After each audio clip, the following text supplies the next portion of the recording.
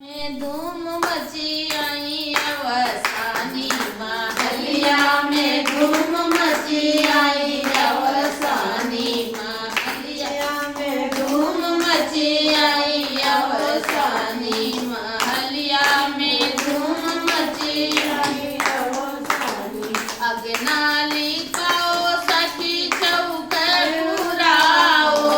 अगनाली पाओ सखी चौक